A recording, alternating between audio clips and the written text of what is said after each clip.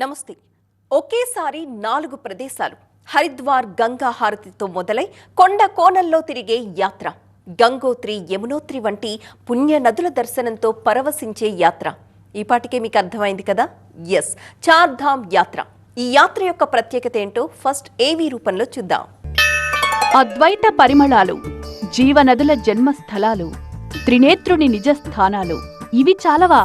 వేద నిలయమైన భారతదేశ ఆధ్యాత్మిక కీర్తికి ఆనవాళ్లుగా సంకల్పం ఎంత బలంగా ఉన్నా అనుకోగానే వెళ్లలేని దివ్య స్థలాలవి.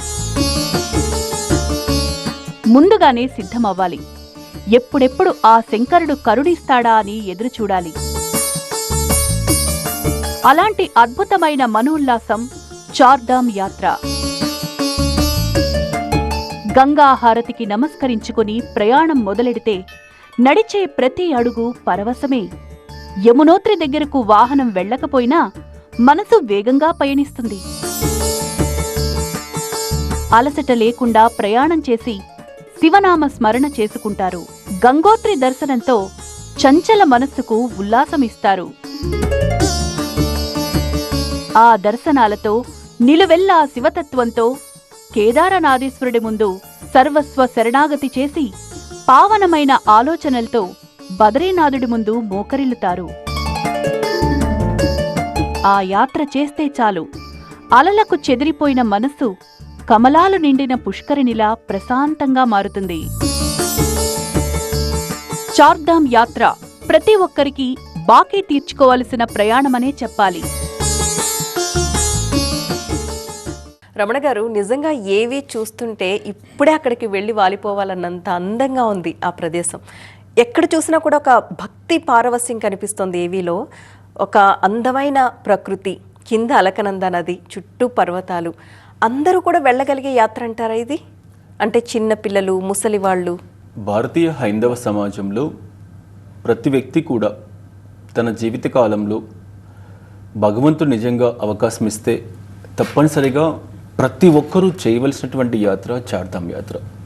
ఎందుకంటే ఒక ఆధ్యాత్మికతతో పాటు హైందవ జీవితంలో ఉన్నటువంటి దివ్యమైనటువంటి ప్రదేశాలను దర్శించాం అన్నటువంటి అనుభూతితో పాటు భారతదేశంలో ఉన్నటువంటి హిమాలయ పర్వతాల యొక్క అందాలు, భారతదేశంలో ఉన్నటువంటి పుణ్యనదుల యొక్క జన్మస్థానాలు, వాటన్నిటినీ కూడా చూసి తెలుసుకొని రావాలి అంటే మాత్రం తప్పనిసరిగా చార్ధామ్ యాత్రకు వెళ్ళాల్సి ఉంటుంది. అందుకే మనం చూడండి, చార్ధామ్ యాత్ర ఏ ప్రాంతంలో అయితే ఉంటుందో, ఏ రాష్ట్రంలో అయితే కొనసాగుతూ ఉందో, ఆ రాష్ట్రం, ఆ భూభాగం మొత్తాన్ని కూడా సాధారణంగా ఏమని పిలుస్తారు అంటే దైవభూమి, దేవతలు సంచరించేటువంటి భూమి అని చెప్పి పిలుస్తూ ఉంటారు.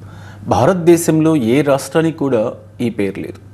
కేవలం ఒక చార్ధామ్ ఆలయాలు కలిగి ఉన్నటువంటి ఉత్తరాంచల్ లేదా ఉత్తరాఖండ్ రాష్ట్రానికి మాత్రమే దైవభూమిగా పిలుస్తున్నారు.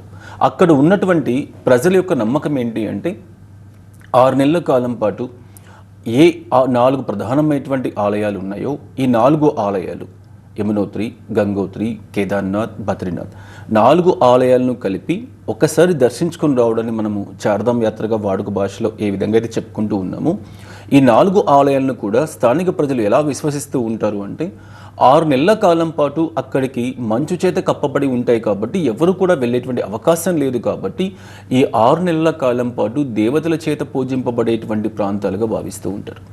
మిగిలిన 6 నెలలు భక్తులకు అందుబాటులో ఉంటాయి కాబట్టి మిగిలిన 6 నెలల కాలంలో భక్తులు అందరూ కూడా వెళ్ళడానికి, దర్శింప చేసుకోవడానికి అవకాశం ఉన్నటువంటి దివ్యమైనటువంటి క్షేత్రాలు. ఇంతటి క్షేత్రాలు కాబట్టి ఎప్పటి నుంచో ఇటీవల కాలంలో గత 10-15 సంవత్సరాలుగా చార్ధామ్ ఎక్స్ప్రెస్ హైవే అని చెప్పేసి రోడ్స్ అన్నీ కూడా బాగా డెవలప్ అయిన తర్వాత వెళ్ళేటువంటి భక్తుల సంఖ్య బాగా పెరిగిపోయింది. కానీ కొన్ని వందల సంవత్సరాల నుంచే ఎలాంటి మార్గం లేకపోయినా నడక మార్గం ద్వారా కూడా వెళ్ళి కొన్ని వందల రోజులు ప్రయాణం చేసి చార్ధామ్ యాత్ర దర్శించేటువంటి పరిస్థితి మనం చూస్తూ ఉన్నాం.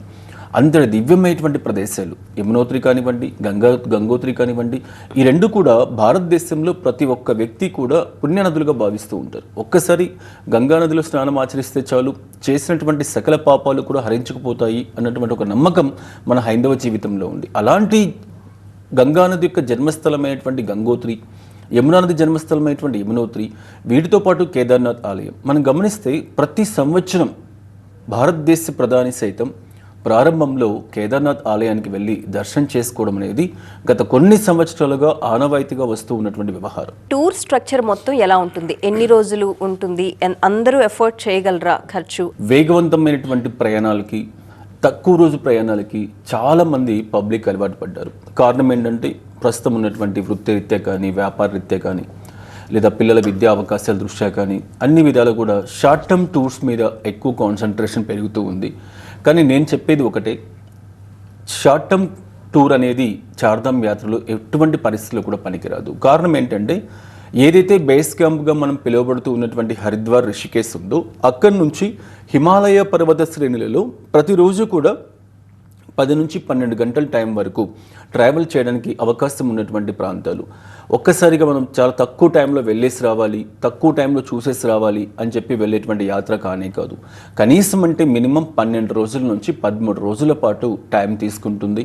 ఈ 13 రోజుల్లో కొన్ని వేల కిలోమీటర్లు మనం ప్రయాణం చేయాల్సి ఉంటుంది.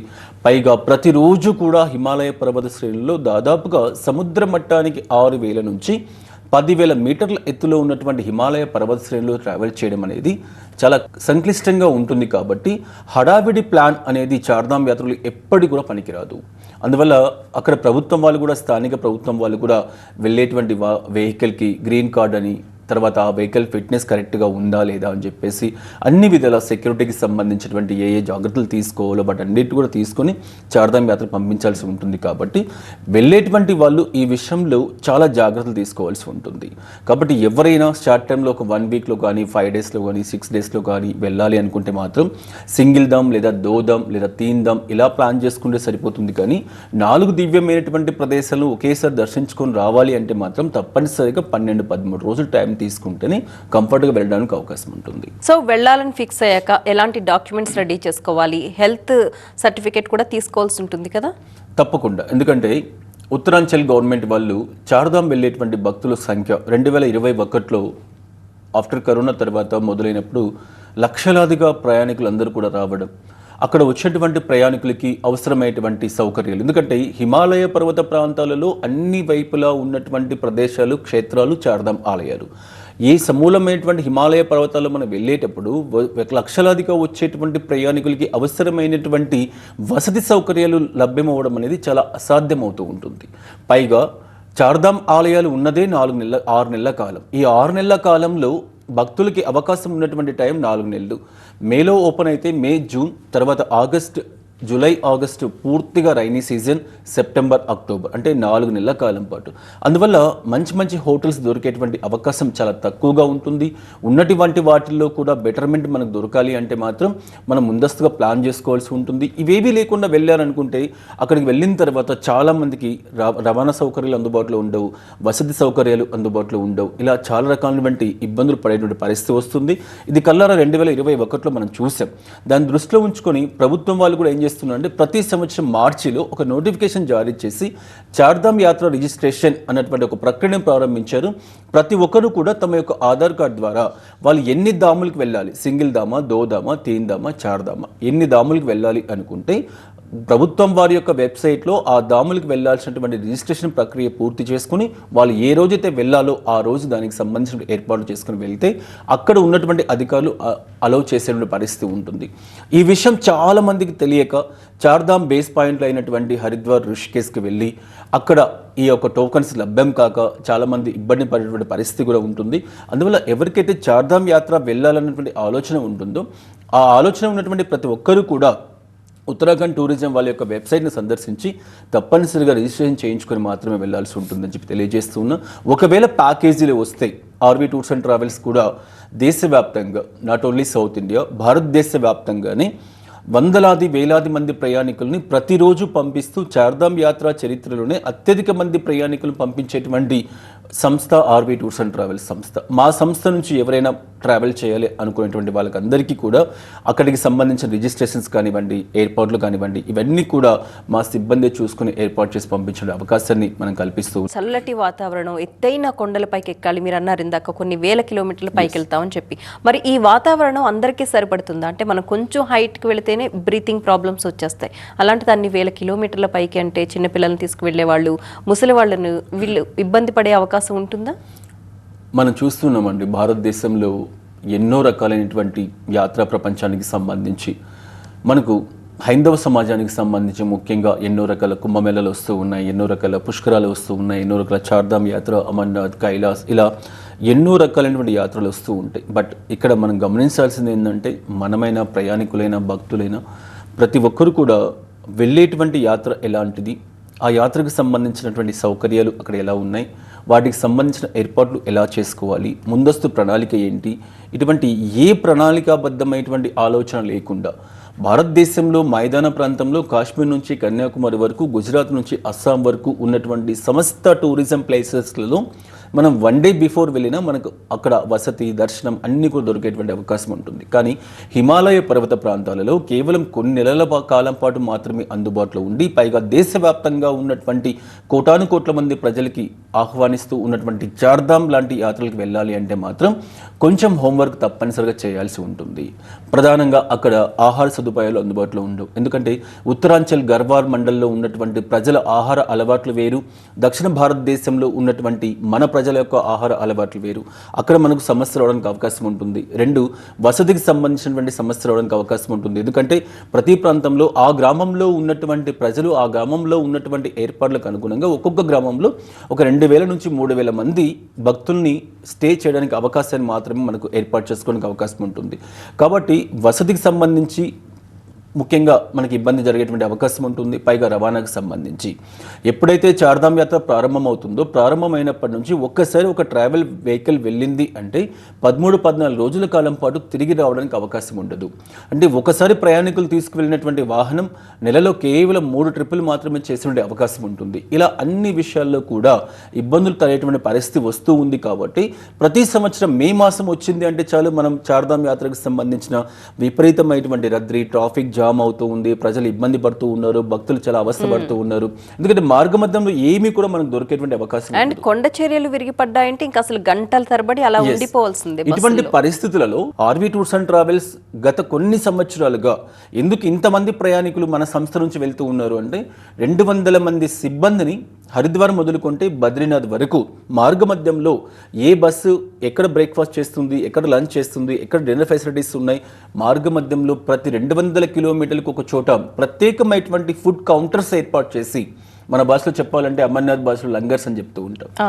అలాంటి లంగర్స్ లాగా 15 మంది సిబ్బందితో ప్రత్యేకంగా కొండ ప్రాంతాలు అన్ని చోట్ల ప్రత్యేకంగా 200 మంది సిబ్బందిని నియమించి వచ్చేటువంటి ప్రయాణికులు బస్సులు మన ద్వారా ఎవరైతే వెళ్తూ ఉన్నారో వాళ్ళందరికీ కూడా ప్రతిరోజు తెలుగువారి ఆహార రుచులకు అనుగుణమైనటువంటి పదార్థాలు ఏవైతే మనం తీసుకుంటూ ఉన్నామో వాటన్నిటినీ కూడా లభ్యమయ్యేటువంటి విధంగా ఏ ఒక్క వ్యక్తి కూడా నేను చార్ధామ్ యాత్ర వెళ్ళాను, నాకు టీ దొరకలేదు, కాఫీ దొరకలేదు, టిఫిన్ దొరకలేదు, నా సౌత్ ఇండియాకి సంబంధించిన మీల్స్ దొరకలేదు, ఇలాంటి పరిస్థితులు లేకుండా వందలాది మంది సిబ్బంది ఆర్వీ టూర్స్ అండ్ ట్రావెల్స్ నుంచి పనిచేస్తూ చార్ధామ్ యాత్రనికి ప్రతి సంవత్సరం చాలా దిగ్విజయంగా పరిపూర్ణంగా చేసేటువంటి ఏర్పాట్లని మన సంస్థ చేస్తూ ఉంది. కాబట్టి యాత్ర మొదలైనటువంటి మొదటి రోజు నుంచి దాదాపు 50 రోజుల కాలం పాటు ప్రతిరోజు 5 to 6 బస్సెస్ ఢిల్లీ నుంచి బయలుదేరడం అనేది జరుగుతూ ఉంది. కాబట్టి ఇలాంటి ఏర్పాట్లు మీరు ముందస్తుగా ప్లాన్ చేసుకుంటే మాత్రమే చార్ధామ్ యాత్ర సక్సెస్ఫుల్గా చేయడానికి అవకాశం ఉంటుంది. ఇప్పుడు మీరు చెప్పిన దాన్ని బట్టి చూస్తే ఇది చాలా క్లిష్టమైన యాత్ర. ఎవరికి వాళ్ళు ఇండివిజువల్గా లేదా ఫ్రెండ్స్ గ్రూప్తో కలిసి వెళ్ళిపోదామంటే ఇబ్బందులు ఎదుర్కొంటారు.